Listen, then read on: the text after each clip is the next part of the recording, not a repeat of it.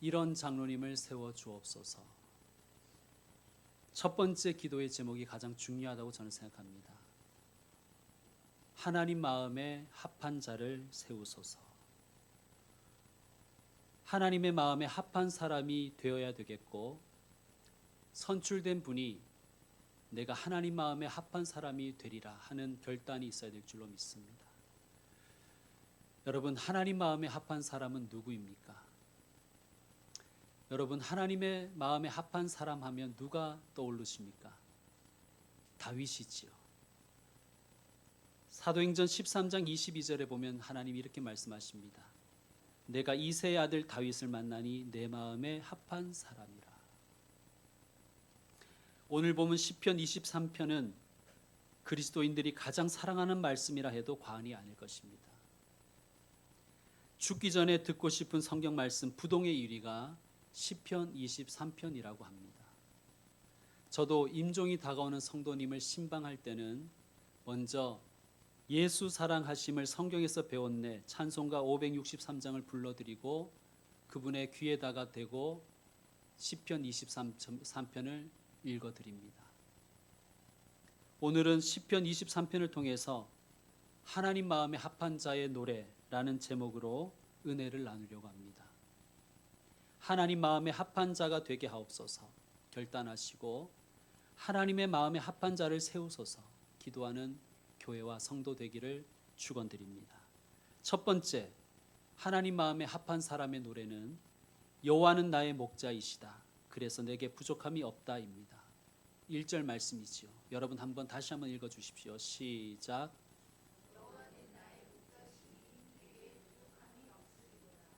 아멘. 여러분 우리는 여기서 나의 목자라는 이 표현에 주목해야 됩니다. 나의 목자. 예수님께서 요한복음 10장에 보면 이렇게 말씀하세요. 내 양은 내 음성을 듣는다. 내 양이라고 말씀하시죠. 내 양이 있다는 말씀이에요. 그렇다면 양의 입장에서는 내 목자가 있다는 의미겠지요. 당시 유대에서는 지금도 그렇지만 여러 목자들이 양들을 함께 관리했다고 합니다. 자, 여러 목자가 있고 여러 양들이 있으니까 우리는 생각하기에 어떤 집단적인 관계로 생각하기가 쉽죠. 목자들 그리고 양들. 성지순례 갔을 때 가이드에게 들은 이야기인데 지금도 중동에서는 목자가 북적북적 드는 양들 사이에서 자기 양의 이름을 하나씩 불러낸대요. 그러면 양이 자기 목자의 음성을 알아듣고 목자에게로 다가온다고 합니다. 양은 엄청 근시라고 그래요. 그러니까 눈은 잘 보이지 않는데 귀가 발달해서 자기 목자의 음성을 알아듣는다는 거예요. 여러분, 다윗이 고백합니다. 여호와는 나의 목자이십니다. 이 고백이 우리 하나님 마음에 쏙 들었나 봅니다. 하나님 마음에 합했나 봅니다. 그래서인지 여러 시편에서 다윗은 노래하지요. 주 여호와는 나의 힘이요 나의 요새요 나의 방패요 나의 영광이요 나의 피할 바위요 나의 반석이십니다 라고 하나님께 고백하는 그 시편을 우리가 읽을 수가 있습니다. 여러분, 하나님은 다윗의 이 고백을 되게 마음에 들어 하십니다. 성도 여러분, 그러므로 하나님을 나의 하나님으로 고백할 수 있는 분들 되시기를 축원드립니다. 내 아버지의 하나님이 아니라 나의 하나님, 내 어머니의 하나님이 아니라 나의 하나님으로 고백하면 하나님이 정말 마음에 들어 하실 것입니다. 고3 이수생을 둔 한 가정의 이야기를 들었습니다. 대개 엄마들이 아이에게 헌신하잖아요. 열심히 아이를 돌봅니다. 엄마가 보기에 아빠는 별로 하는 일이 없어 보이죠. 그래서 부인이 남편에게 말합니다. 당신은 아이를 위해서 하는 일이 별로 없는 것 같아 보이니까 당신은 안수 기도해. 목사님이 그렇게 설교하셨잖아. 아빠, 가장들이 그 가정의 제사장이라고. 그러니까 당신이 안수 기도해줘. 아마 그 교회 목사님이 가장들, 아버지의 역할에 대해서 설교를 했나 보지요. 근데 여러분, 자녀에게 안수 기도하는 것이 얼마나 힘든 일인지 여러분은 잘 모르실 것입니다. 목사인 저도 쉽지 않습니다. 왜냐하면 안 하던 것 하려고 하니까 좀 뻘쭘하잖아요. 또 애는 얼마나 힘들겠습니까? 입시의 짐도 져야 되는데 아빠의 안수기도 하는 짐도 견뎌야 하니까 얼마나 힘들겠어요. 그 가정도 마찬가지였나 봅니다. 아빠와 딸 이 둘 다 쭈뼛대고 있으니까 엄마가 재촉합니다. 할 거야 안 할 거야? 빨리 해. 우리 수정이 시간 없어. 여러분, 수정이는 제가 그냥 가명으로 붙인 거예요. 그 이름이 진짜 이름이 아닙니다.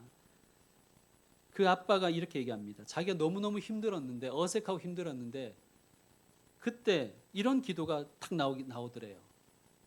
수정이의 하나님. 첫 마디가 그렇게 딱 나오더래요. 수정이의 하나님. 순간 뻘쭘해하던 아이가 자세를 바로 잡더랍니다.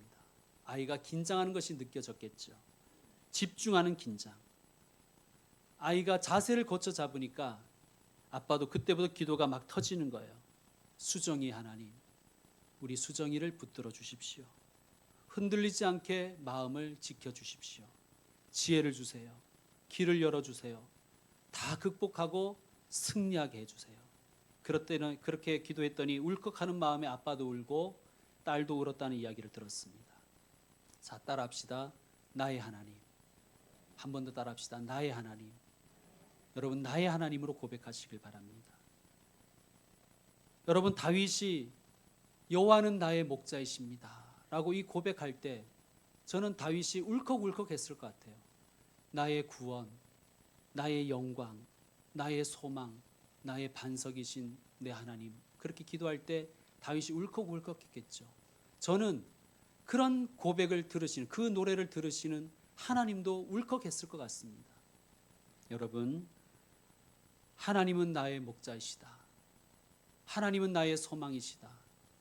나의 하나님으로 고백할 수 있는 그런 하나님 마음에 합한 자들의 노래를 부를 수 있는 분들 되시기를 소망합니다. 여호와는 나의 목자시니 그 다음 말씀이 뭡니까? 내게 부족함이 없습니다 라는 고백입니다. 여러분, 오늘 예배의 자리에 나온 분 중에서 결핍의 고통 가운데 계신 분 있습니까? 그것이 건강이든, 그것이 물질이든, 지혜든, 해결책이든 공급하시고 채워주신 하나님을 만나시기를 바랍니다. 여호와는 나의 목자시니 내게 부족함이 없습니다. 여러분, 하나님이 다 채워주십니다. 하나님이 책임져 주십니다. 나의 하나님이 책임져 주십니다. 하나님이 나의 공급자요, 나를 책임져 주시는 분이라는 이 고백의 노래를 주님은 기뻐하십니다. 주님은 마음에 들어하십니다. 되게 마음에 들어하세요. 여러분, 이 하나님의 마음에 합한 노래를 하나님께 드리는 분들 되시기 바랍니다. 여호와는 나의 목자시니 내가 부족함이 없습니다. 하나님 다 채워주실 것입니다. 하나님 다 공급해 주실 것입니다. 그러한 기쁨의 노래를 드릴 수 있는, 신뢰의 기도를 드릴 수 있는 귀한 분들 되시기를 축원드립니다. 두 번째, 하나님 마음에 합한 사람의 노래는 나를 푸른 풀밭과 쉴만한 물가로 인도하신다입니다. 자, 여러분 2절을 읽어주십시오. 2절을 시작.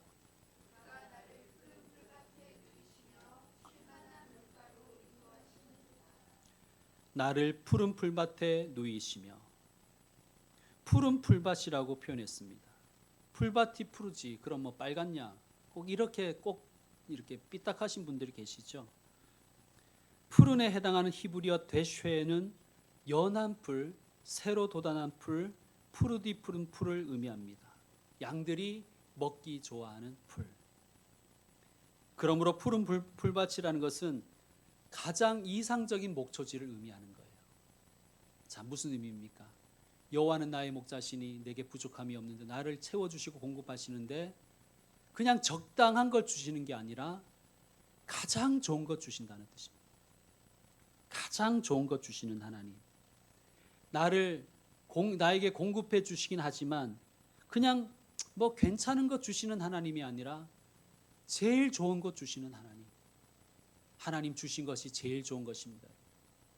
하나님 주시는 날씨가 제일 좋은 날씨이고, 하나님 주신 아파트가 제일 좋은 아파트입니다.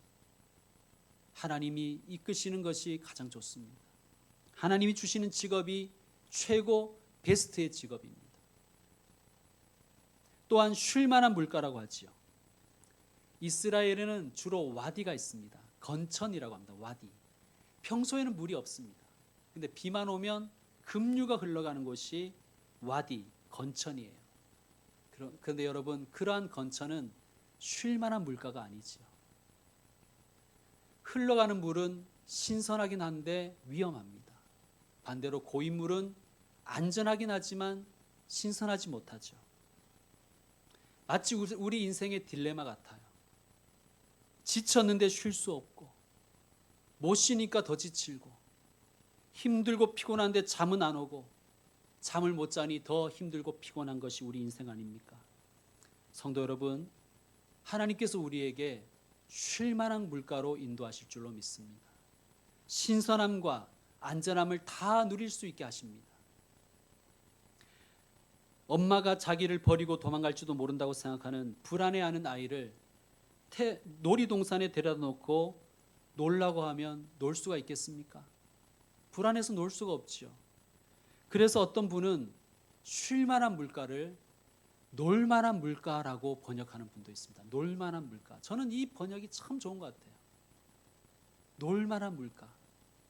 엄마가 날 버리고 도망갈까 불안해하지 않고도 마음껏 놀 수 있는 그런 물가. 안심하고 놀 수 있는 물가. 여러분 확 와닿지 않습니까? 여러분 오늘의 이 예배의 자리가 주님께서 인도하시는 쉴 만한 물가 되기를, 안심하고 놀 수 있는 곳 되기를 소망합니다. 여러분이 어떠한 피곤함과 어떠한 불안함을 가지고 오셨든지 여기에서는 안전함을 느끼고 다시 회복되는 복된 곳 되기를 축원드립니다. 여러분 푸른 풀밭은 먹을 것을 의미하죠. 쉴 만한 물가는 마실 것을 의미합니다. 먹을 것과 마실 것, 생존의 필수품들이죠. 그런데 이 문장의 주어가 뭡니까? 그가입니다. 그가. 내가 먼저 요청한 것이 아니에요.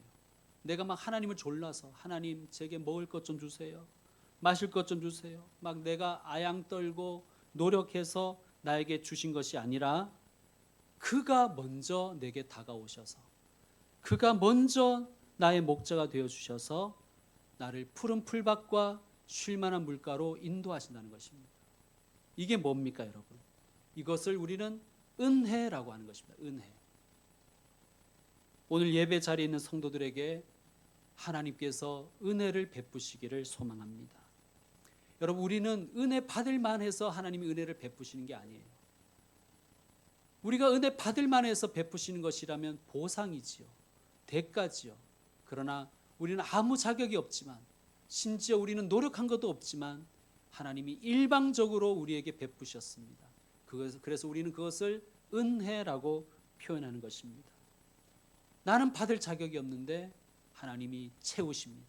그것도 가장 좋은 것으로 채워주시고 나는 받을 자격이 없는데 하나님이 나를 쉴 만한 물가로 놀 만한 물가로 우리를 인도하십니다. 여러분 믿으십시오.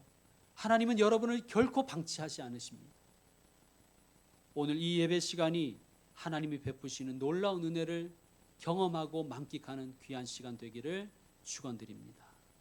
세 번째, 하나님 마음에 합한 사람의 노래는 내 영혼을 소생시키시고 의의 길로 인도하신다입니다. 여러분 3절 말씀 여러분이 읽어주시길 바랍니다. 시작.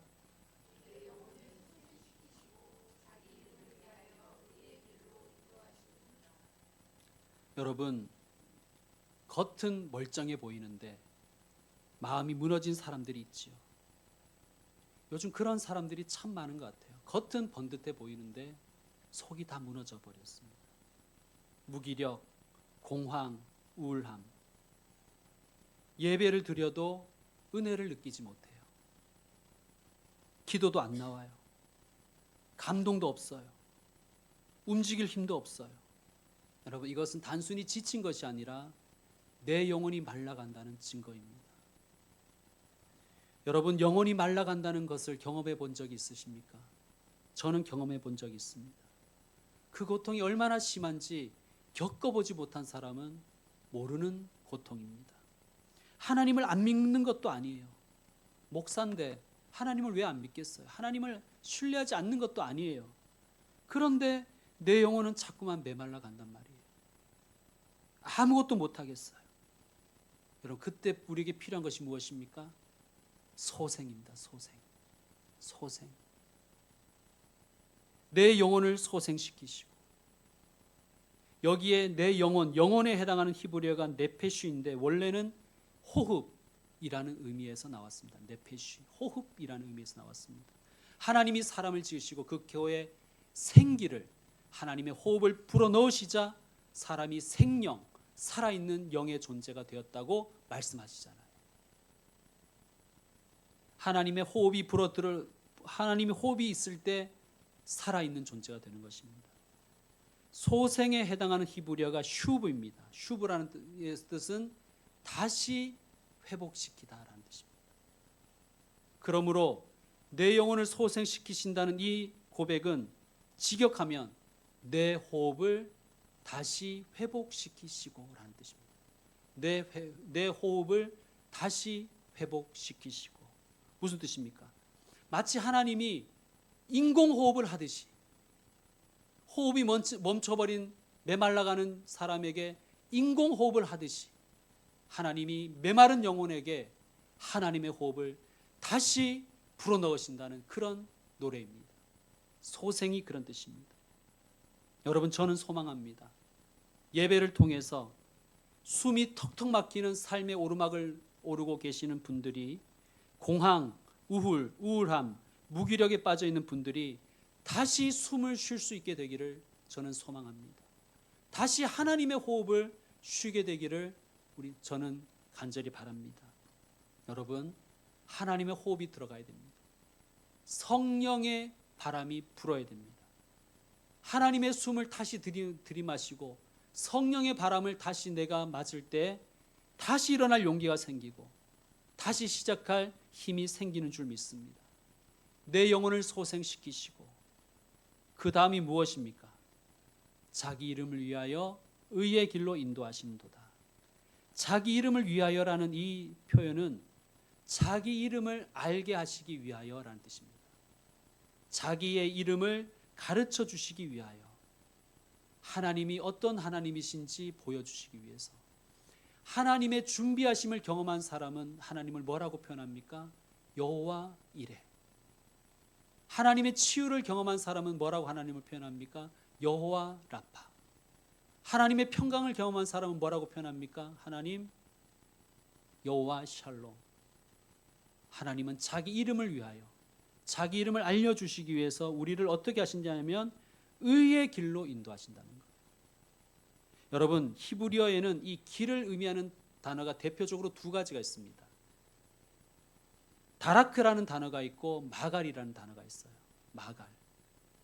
다라크라는 단어는 일반적인 길, 사람들이 많이 다니는 넓은 길을 의미합니다. 근데 마갈이라는 이 단어는 좁은 길을 의미해요. 사람들이 많이 찾지 않는 길입니다. 나를 의의 길로 인도하신다 할 때 길이 어떤 단어를 썼겠습니까? 마갈이라는 단어를 썼어요. 좁은 길이라는 단어를 씁니다. 여러분, 예수님의 말씀이 생각나지요. 마태복음 7장 13절 14절 말씀. 좁은 문으로 들어가라. 멸망으로 인도하는 문은 크고 그 길이 넓어 그리로 들어가는 자가 많고, 생명으로 인도하는 문은 좁고 길이 협착하여 찾는 자가 적으니라. 하나님께서 우리를 마갈로 인도하신다는 거예요. 우리를 좁은 길로 인도하신다는 거예요. 왜 그렇습니까? 그 좁은 길이 생명의 길, 의의 길, 옳은 길이기 때문입니다. 그 길을 통해서 가야지만 내가 살고 남도 살리는 길이기 때문입니다. 하나님은 자기 이름을 위하여, 자기가 어떤 분이신지 누구인지를 알게 하시기 위해서 우리를 마갈로, 좁은 길로, 의의 길로, 생명의 길로, 그러나 승리의 길로 인도하신 줄 믿습니다. 우리가 오늘 결단으로 부를 찬양이 가사처럼, 저는 이 찬양을 참 좋아하는데요. 주님 다시 오실 때까지 나는 이 길을 가리라. 좁은 문, 좁은 길, 나의 십자가 지고 나의 가는 이 길 끝에서 나는 주님을 보리라. 아멘입니다. 지쳐 계신 분들이 있습니까? 영혼이 메말라 가시는 분들이 있습니까?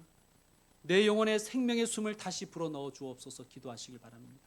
그리고 하나님, 나의 가는 이 길 끝에서 나는 주님을 볼 것입니다.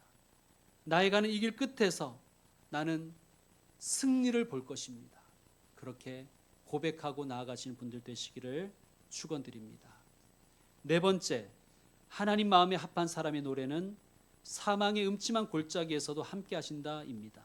여러분 4절 말씀 여러분 읽어 주십시오. 시작.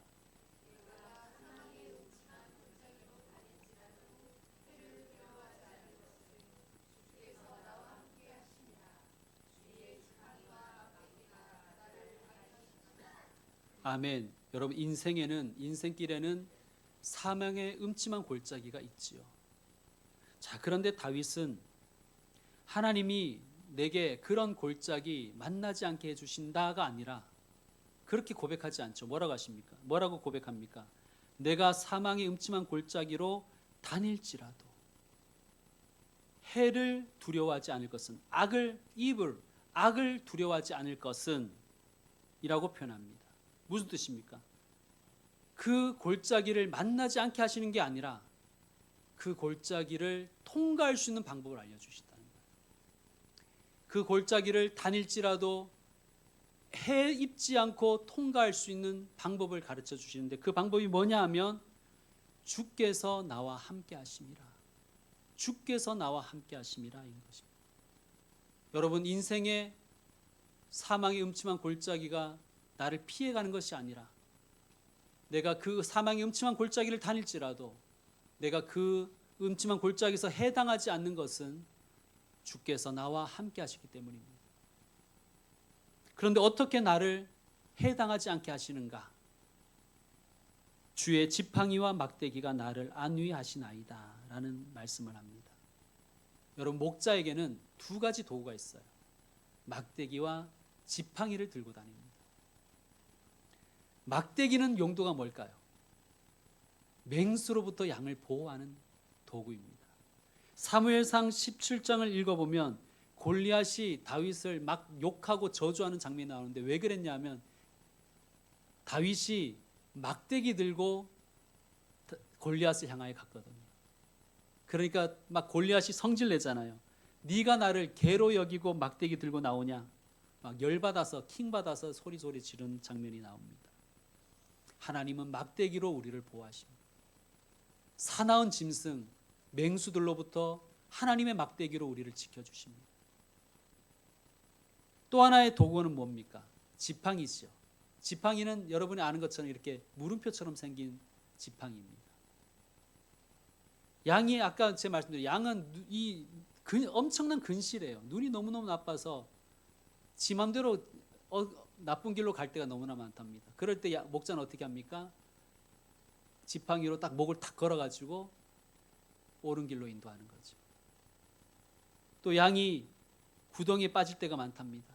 그때 목자는 어떻게 하겠습니까? 양에게 또 지팡이를 걸어서 끌어올리는 것이죠.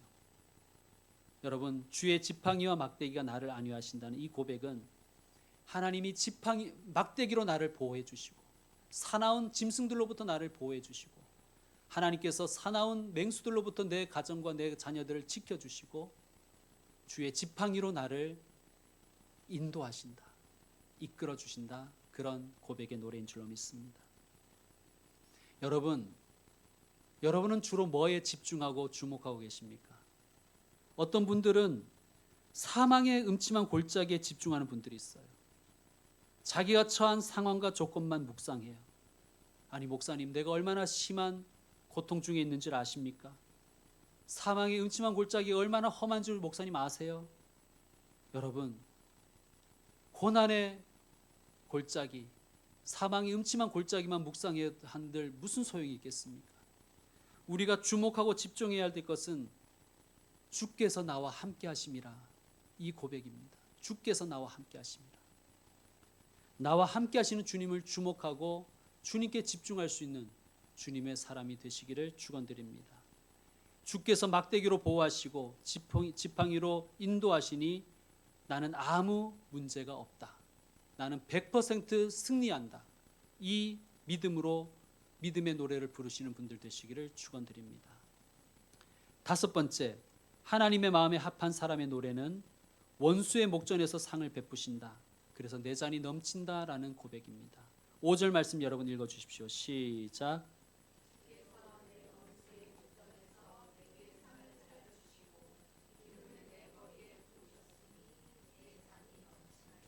아멘. 자, 1절에서 4절까지는 목자와 양의 비유로 하나님과 자신의 관계를 노래했다면, 이제 다윗은 5절에는 잔치의 주인과 손님의 관계로 바꾸어서 하나님을 찬양합니다. 여러분, 중동 지방은 지금도 그렇지만 자신의 집에 초청한 손님에 대해서 매우 중요한 생각을 합니다. 매우 그 손님을 중요하게 여깁니다.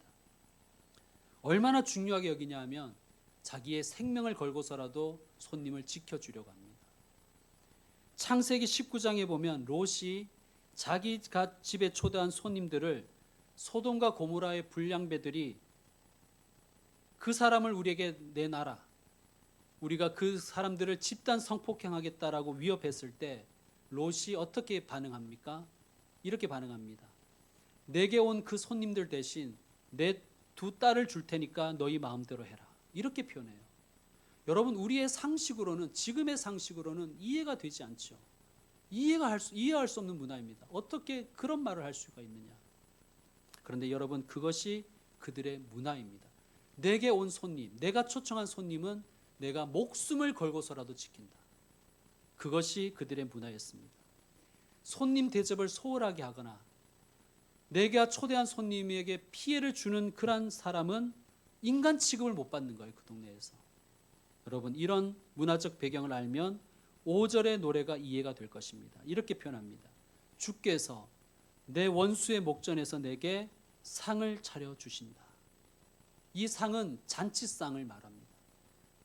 내게 나를 잔치에 초대한 그 잔치의 주인은 자기 목숨을 걸고서라도 원수의 목전에서라도 내게 잔치상을 차려준다는 거예요. 지금이 밥 먹을 때입니까? 이러지 않고, 협조해야죠, 이러지 않고 내 원수의 목전에 있을지라도 내게 상을 베풀어 준다는 것입니다. 그래서 뭐라고 노래합니까? 목숨을 걸고 나를 지켜주시는 그 주인을 보면서 이 사람이 이렇게 노래합니다. 내 잔이 넘치나이다. 여러분, 하나님이 지켜주시면 우리는 주님이 차려주신 밥상에서 배불리 먹고 마실 수 있습니다. 여러분, 인생길이 힘드시죠? 힘든 시간들이 많으시지요. 고난도 많으실 것입니다. 주님께서 우리의 고난의 잔에 하나님의 은혜의 포도주를 넘치도록 부어주실 것입니다. 넘치도록 채워주실 것입니다. 여러분, 은혜가 넘치게 하실 것을 믿고 채우고 흔들어서 넘치게 인도하시는 하나님을 의지하시는 분들 되시길 바랍니다. 원수의 목전에서도 상을 차려주시는 이 은혜, 이 잔을 넘치도록 채워주시는 그 은혜를 체험하시는 분들 되시기를 축원드립니다. 마지막 여섯 번째, 하나님 마음에 합한 사람의 노래는 선하심과 인자하심이 따라다닌다입니다. 자, 여러분 6절 말씀 읽어주시기 바랍니다. 6절 말씀 시작.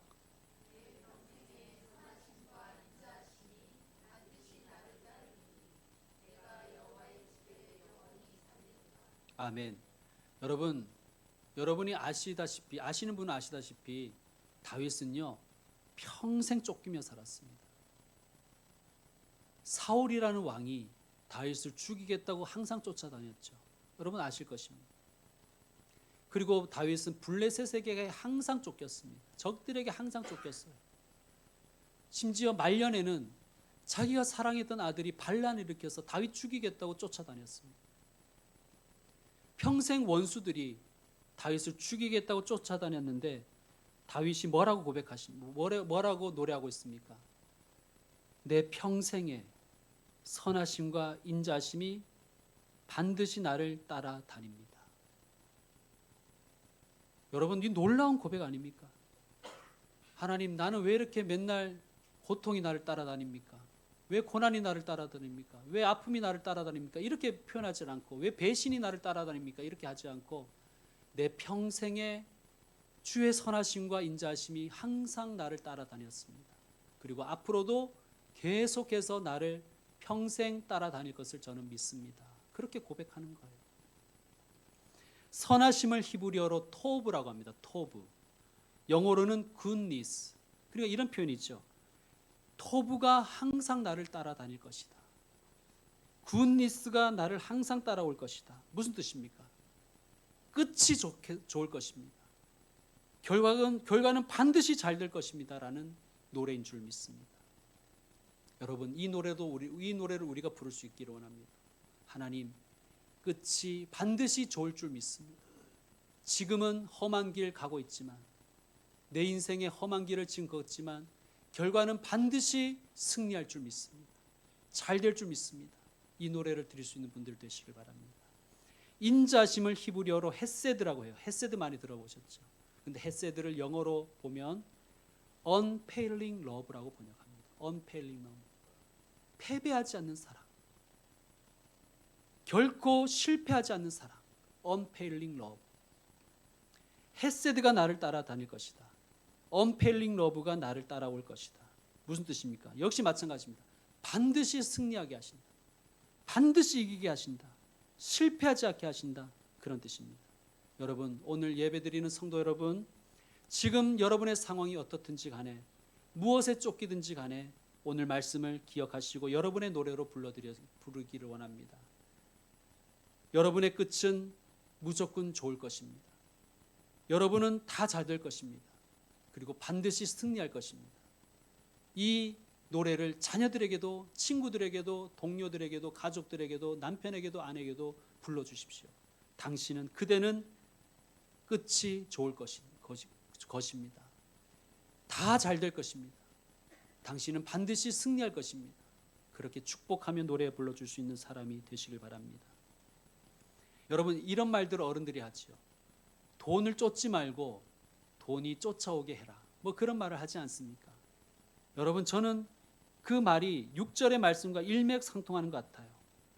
좋은 결과, 선한 결과, 승리의 결과를 얻으려고 전전긍긍하며 쫓아다니지 말아라. 좋은 결과가, 선한 결과가, 승리가 너를 따라오게 하라. 그 말로 바꿔도 좋지 않겠습니까? 어떻게 가능하겠습니까?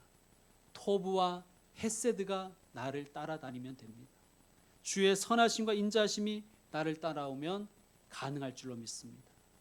누가 나를 망치려 해도 하나님의 인자하심이 나를 붙들어 주실 것이야. 누가 나를 넘어지게 하려고 해도 하나님의 선하심이 나를 도와주실 거야. 이것을 굳건하게 믿는 인생은 겁날 것이 없겠죠. 넘어지지 않을 것입니다. 자, 그런데 여기서 끝나지 않죠. 그 토브와 헤세드가 나를 어디까지 따라다니느냐 하면, 언제까지 인도하느냐 하면 내가 여호와의 집에 영원히 살 때까지입니다. 여러분, 아멘이지 않습니까? 내 평생의 주의 선하심과 인자심이 나를 따라다닐 것이고, 언제까지? 내가 죽어서 하나님 품에 안겨 천국 갈 때까지 나를 인도할 것이다. 여러분, 이 확신의 노래를 부를 수 있는 저와 여러분 다 되기를 축원드립니다.